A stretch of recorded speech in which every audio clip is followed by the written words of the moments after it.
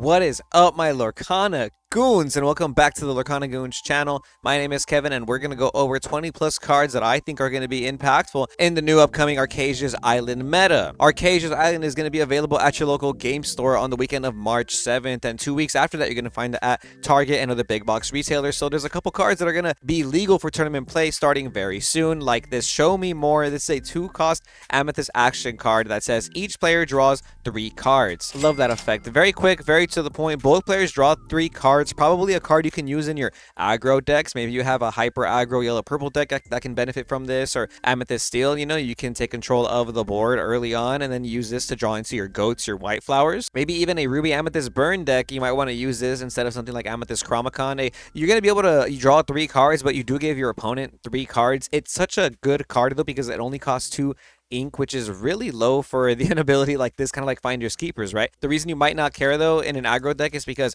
you don't care how many cards your opponent has in their hand. All you really care about is drawing cards like goats, wisdoms, or maybe something along the lines of Donald or Baloo in a hyper aggro deck. Next up, we have one of my personal favorites, Baymax Low Battery. He's an emerald 2-cost inkable character, 3 strength, 2 willpower that says shh. This character enters play exerted. Love that. He can quest for 2, which is why I think he's really good. I think this is going to be very impactful in a aggro deck if you're playing pretty much any emerald deck and you're already running bonsai for the reason of being able to quest for 2 and having 3 strength. This Baymax does that while being inkable. He does enter the board exerted, but half the time that's not that big a deal anyways because this will contest most characters from turns 1 to 3, whether it be something like a Rafiki, a Chernabog, a Madame Mim Fox, even something like Sami Calhoun.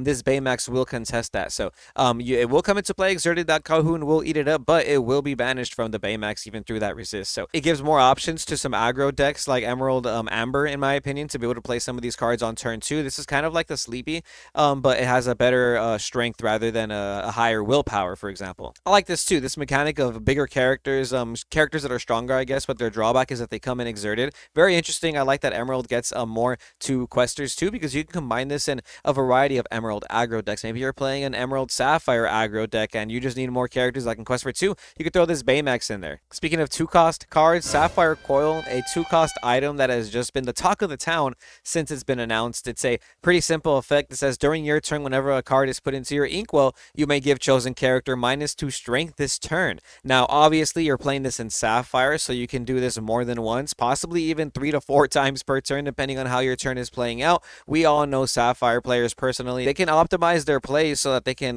minimize your cards to basically be 0 strength now, so that they're in perfect range for stuff like Medusa, Brawl, Sisu. This card combos off really well with Sapphire Emerald as well. You can add this to your Baja Blast decks. Now your Muse is going to have targets for days. Anytime you put a card into your inkwell, your Muse will be able to have an extra target possibly. You're going to be able to lower those Calhouns, those Samis by 2. A lot of people wanted to play Ice Block in that deck, but Ice Block is uninkable, and that's really what this card does. It's an inkable Ice Block. People have rightfully pointed out though that on curve, it's not an ideal card you want to play in the early game from like turns 1 through 4.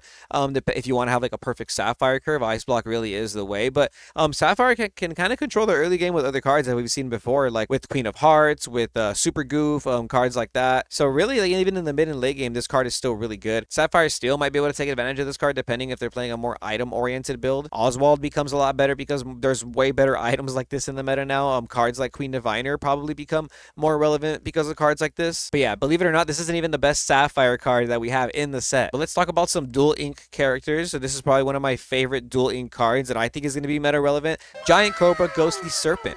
This is a Illusion Ally Dreamborn character with Vanish. We now know that Vanish is somewhat of a drawback for a stronger character. So this character is a 3-cost inkable, but he has 4 strength and 4 willpower, which is pretty beefy. When you play this character, you may choose and discard a character to gain 2 lore. For my early testing already, I really like this ability. Sometimes when you're playing Amethyst Steel, you tend to have a lot of uninkable cards because you're playing songs like Storm Rage on, the Zeus. Maybe you're playing Whole New World because you're playing a Jafar build or something, and you want to be able to get some of those cards out of your hand to optimize some plays. anyways, and this Giant Cobra lets you do that pretty effectively. If you're playing a dock build, you know, sometimes you have 2 docks in your hand, and that's like the worst scenario. Suddenly this Giant Cobra lets you turn one of those docks into a gathering wisdom and knowledge, right? And really the best part about this is that it's another card that just says gain 2 lore. So now you have Goat, you have White Rose, we have this card, all in combination. I think just burst more and more and more lore with even like locations or something, adding more pressure to an already very consistent deck, right? So the fact that this card is inkable makes it extremely playable in my opinion. Ink Geyser. Now, is this card cheesy or is this card good? 3 costs uninkable. Each player exerts all cards in their inkwell. Then each player with more than 3 cards in their inkwell returns cards at random from their inkwell to their hand until they have 3 cards in their inkwell. Okay, so do we really think this is going to be relevant, or do you think this is just kind of a cheese card for an already somewhat of a cheesy deck, a color combination that hasn't been really used in the Lorcana space? Now, you can argue that in this recent Azurite C format, Emerald Sapphire was playable. Was it a meta deck? I don't necessarily think so. I think it is a playable deck. I think you can use it now in a tournament and maybe see some results. And with these new cards coming into the set, it probably gets even better. However, I still feel like when I think of Emerald Sapphire's core strategy on how to get to 20 ink, it just feels still kind of hard to do. So like I don't have high hopes for this card. I do think it's going to be good. I do think it'll be really great if we're in a completely like a Ruby Sapphire dominated meta or like a hyper ramp meta, you know. But seeing this card in the early game is really not fun because it stays stuck in your hand unless you have something like Tipo or Fishbone Quill, and sometimes that feels a little bit too slow with the current meta. And then seeing this in the late game can be pretty good, but you really do need multiple Fishbone Quills in the late game to make this card even better. I like the concept though. I like that it can reset the game, so I do think that this is really cool for the future of Lorcana. This opens up a lot of doors for future cards to reset the game potentially to where characters have too much ink and then you put them down to a certain amount of ink. So I do like that. Maybe there is a world where Emerald Sapphire is the best deck. I'm just wrong because you can always reset the game with Ink Geyser. But as of right now, I feel like I need more testing with this card to really give a big opinion on it. So let me know what you guys think below. However, this Belle Apprentice Inventor, this card is just broken. This is a 3-cost inkable Sapphire card, 3 strength, 3 willpower that says during your turn, you may banish chosen item of yours to play this character for free. Extremely powerful card. We all have been reading the headlines. By now, you should know what this does. Popsicle turn 1. Then you can play this same Belle on turn 1. That's a 3-cost character for 1 ink, and you're not even sacrificing any resources because Popsicle replaces itself. In Sapphire Steel, you have a way higher chance of landing this play because you get to play Fortisphere, so that's already a big plus. But what I really like about this Belle Popsicle combo is that you can kind of play this in any color combination. Like, I kind of want to play this in Sapphire Amber now because it's so consistent. There's probably some good Amber songs you can sing on turn 2, like Be Our Guest, or you can even sing One Jump Ahead, you can sing Storm Rage On, Strength of Raging Fire, Friends on the Other Side. Pretty much any 3-cost or lower song from any color I think is very usable with this card and color combo now. This in combination with some other cards that come on in the set are very powerful, and I think makes Sapphire one of the best colors to be able to use with any color right now. Having a 3-cost character on turn 1 available to use on when you start your turn 2, being able to sing all those songs in the game that early is just unfair. We have this kind of already with Cinderella Ballroom Sensation. We've seen this with Diablo and the Diablo Devoted Herald Shift package, which also lets you play a 3-cost character on turn 1, but this seems a lot more consistent because it's purely inkable cards, and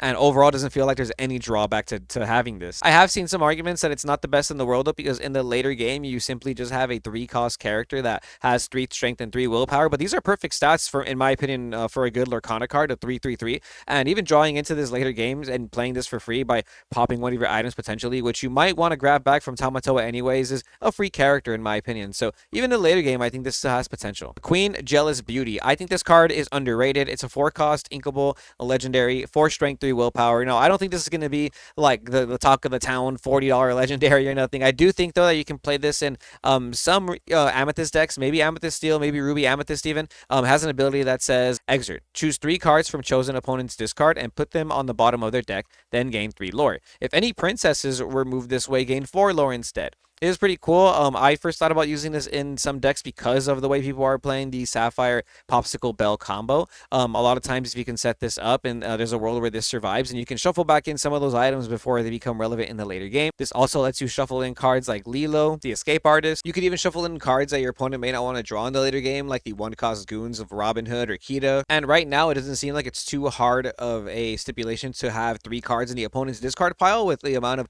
steel running around, songs, everybody drawing drawing and discarding with some of these new cards. I feel like this card is going to be a little bit better than what people are giving it credit for right now. Shere, the infamous tiger. I don't hear anybody talking about this card. This is a 4-cost uninkable character, 4 strength, 4 willpower, quest for 4. And the only drawback is when you play this character, discard your hand. I like this. I know it sounds kind of crazy, right? But I feel like this card could actually be used in like a crazy dog deck, or maybe even a Sapphire Emerald deck where you're just going super aggro and you want to top deck something like Visions into Flavor Sham after you popsicle, right?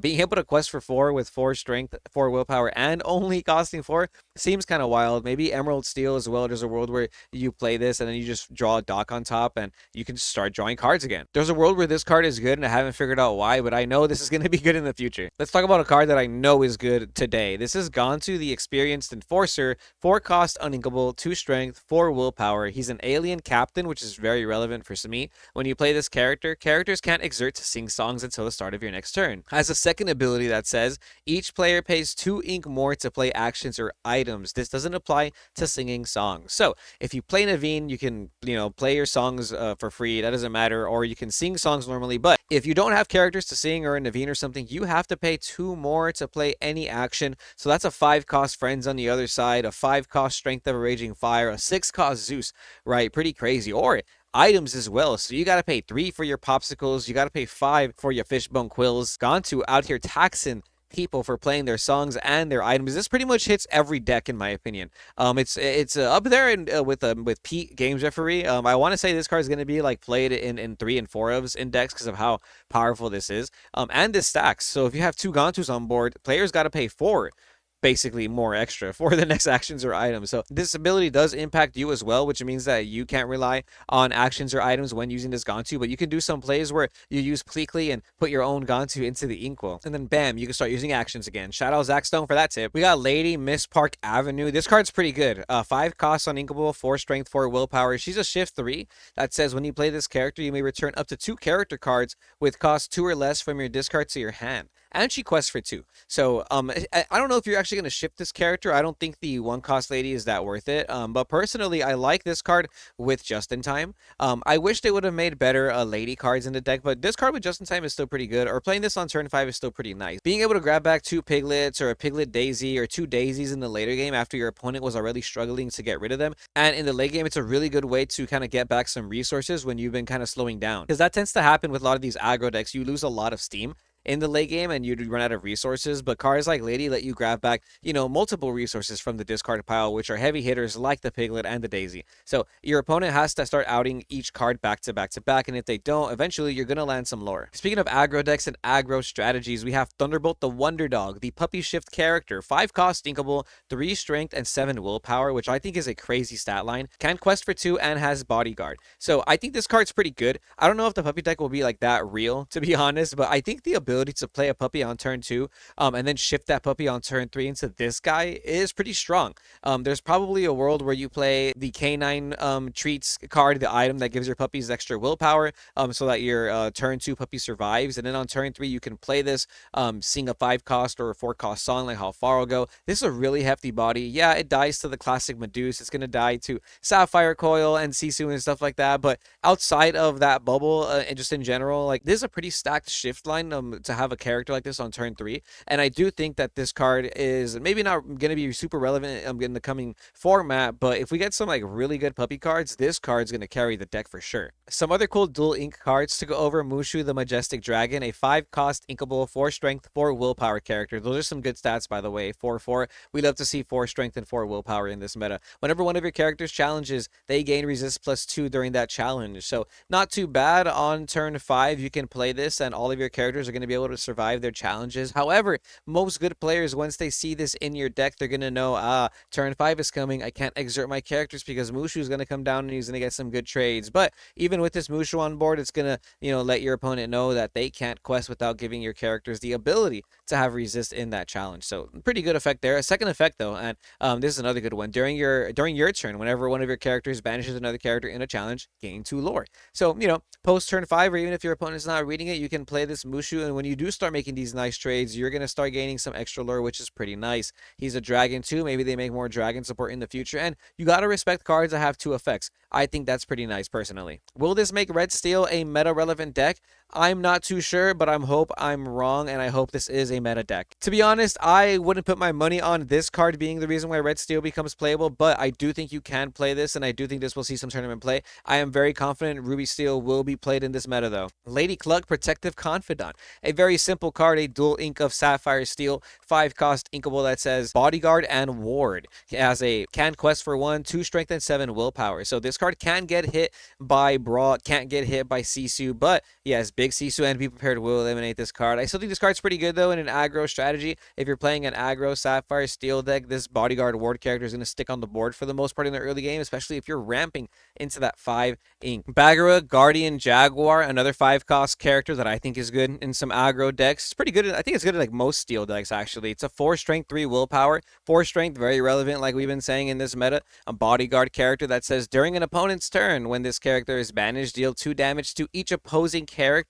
So this is pretty good in a multiplayer format, by the way. I just gotta say that, because if there ever is like huge multiplayer / commander style formats in Lorcana, I like cards like this because it's during any opponent's turn and this impacts every opponent. But even just in, a DLC meta 1v1, still pretty good to play on turn 5 if your opponent has a Maui half shark, and now they have to question whether or not how they're gonna out this Bagheera, because if they challenge with that Maui half shark, they're gonna take 4 damage plus the 2 from this You've Got to Be Brave ability. Like I said, really good in aggro decks, or maybe even something like Steel Mufasa, where you can play just in time into this Bagheera after you set up a Daisy and a Piglet. That means you're going to have a really big Bodyguard character that is also going to deal damage to whatever character challenges it, and whatever characters are on the board when that challenge went down. Pretty good card. I can't wait to see what this card does in the meta. Restoring the Crown, a 6-cost uninkable action card. This is a dual ink Amethyst Steel card. Exert all opposing characters. Whenever one of your characters banishes another character in a challenge this turn, gain 2 lore. I think this card's pretty good. It kind of gives me Be Prepared vibes. It's not the same, but it's almost there.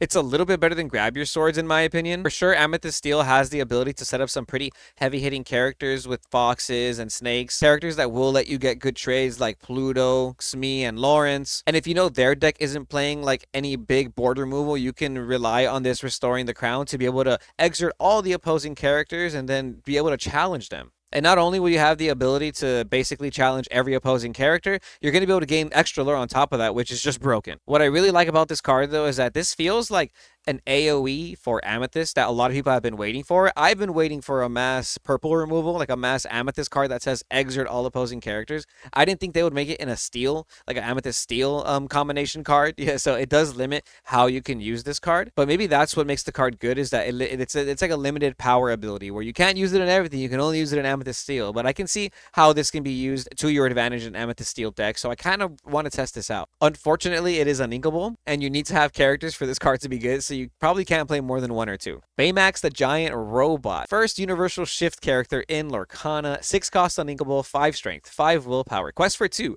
says, when you play this character, if you use shift to play him, remove all damage from him. And it's a universal shift, basically meaning that you can pay 4 ink to play this on any character you want. Is it going to make an impact in this meta? Well, it's a blue-green deck, so you're very limited in what you can play this card in. I do think you can make a competitive deck with this card. However, I do think what I'm really excited for is that this opens doors for this new universal shift mechanic to be really good in the future. But as of right now, you can probably combine this with cards like Bucky, cards like Baymax Charging Station, to really take advantage of the fact that you're shifting these characters, right? If Bucky still had Ward, then it would be the return of Bucky, but unfortunately, that Bucky is just going to be prone to getting hit by everything in the meta. But this card's still pretty good. I like the ability to be able to shift on anything, because we have a Hero Hamada in the deck that lets you draw a card when you do that, or the new Shift Hero Hamada that is going to give some extra abilities to this Baymax, like Ward and Evasive. So there is potential for this deck to be decent in the meta, and to at least be good in the future because of the way this universal shift mechanic works. Tamatoa Happy as a Clam. Oh my goodness. This card in combination with Belle and Popsicle, I'm telling you, you can run that package. It's a 12-card package that you can run in almost any Sapphire deck with any other color combination to make the deck much more consistent. You play those cards with a bunch of ramp, and by turn 4, you're playing this 6-cost Tamatoa. You're grabbing back 2 Popsicles back from the discard pile, and you're able to play at least one of them for free. If you don't play any other items in the deck, that's still overpowered in my opinion, but you could also obviously combine this with some crazy items like Lucky Dime. This guy, 6-cost inkable, 4 strength, 5 willpower, quest for 2. When you play this character, return up to 2 items from your discard to your hand. Whenever this character quests, you may play an item for free. overpowered. You can take advantage of Popsicle's ability to heal characters that don't even need to be healed. You could just shove your Popsicles in the discard pile, play this Tamatoa, and you got back 2 Popsicles back from the deck. Those are some free draw cards right there. Bam, you just generated a +2.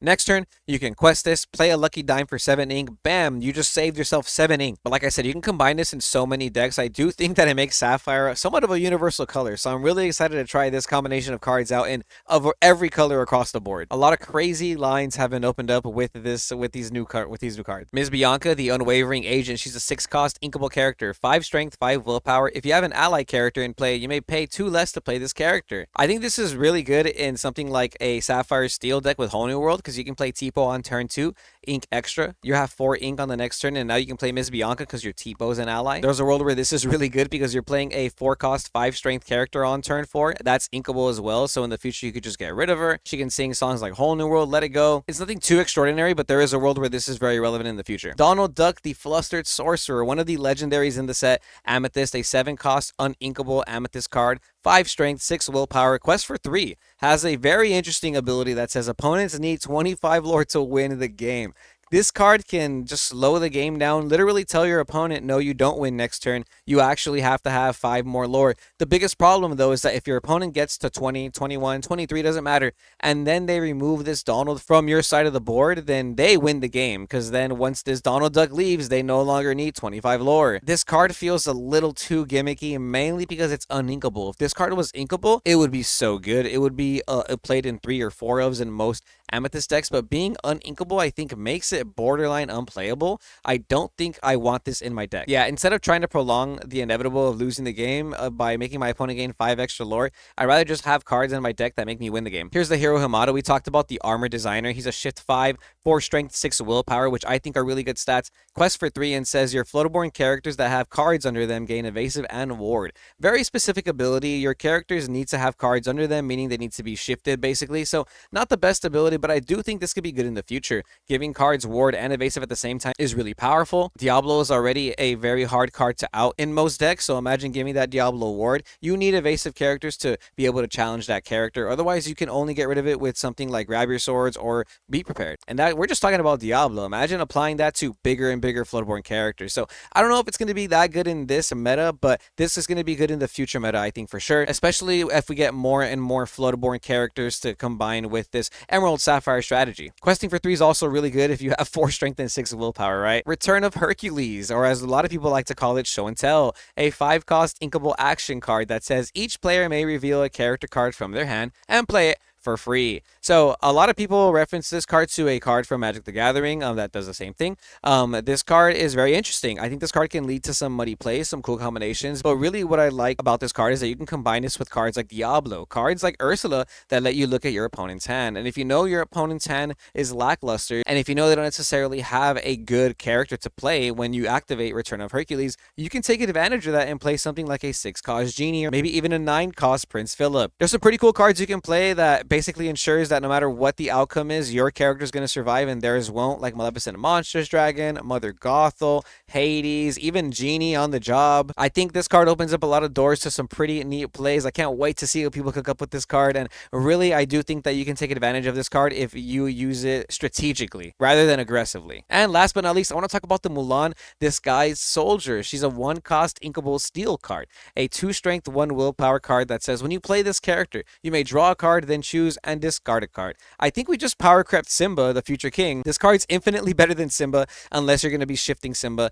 2 strength is really important, I think, in this meta. Being able to contest stuff like Sami, being able to challenge stuff like a broom is something Simba could not do. 2 of these means you can clear a daisy if your opponent's questing with daisies. That's something Simba could not do. If you're playing this in Ruby Steel, you can threaten some pretty cool shift Mulan lines. Playing this in Amber Steel means you can threaten some interesting shift Mulan lines as well. Overall, I like that we have a card like this, a card that cycles, a draw and discard that has 2 strength finally for only 1 cost. I can see people playing this in a lot of steel decks that aren't even like Mulan related. Just a good turn 1 steel play in my opinion. But that's going to be all for this video, my Lorcana goons. Thank you so much for watching. If you made it this far, be sure to like, comment, and subscribe if you're a Lorcana goon, because it does support the channel. The links below if you want to support the channel even more by joining our Discord or becoming a member of YouTube and Patreon. Archazia's Island is going to hit stores very, very soon, and the meta is going to change. So if you want to keep up with all these changes and more. Remember to stay tuned to Lorcana Goons, and we'll see you goons next time.